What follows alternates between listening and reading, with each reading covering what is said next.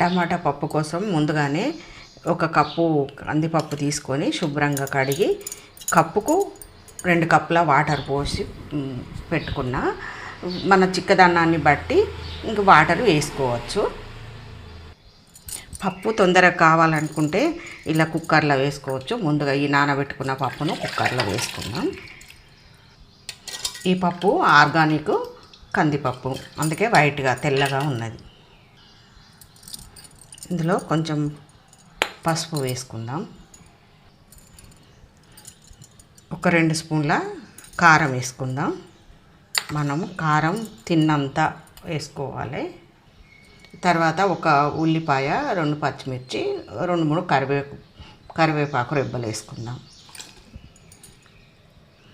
ఇప్పుడు 2 చిన్న టమాటా ముక్కలు కూడా వేసేసుకుందాం. ఇప్పుడు కొంచెం ఆయిల్ వేసుకుందాం, పొంగకుండా ఉంటుంది.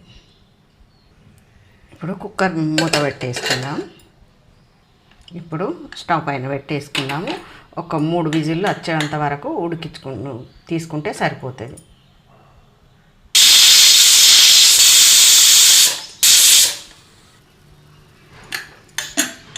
ఇప్పుడు మూత తీసి చూద్దాం ఎంతవరకు ఉడికిందో.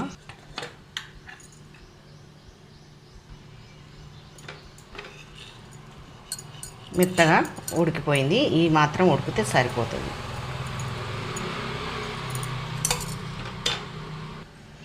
ఇప్పుడు సాల్ట్ వేసుకొని కొంచెం మెదుపుకుందాం. మనం రుచికి సరిపడేంత సాల్ట్ వేసుకోవాలి.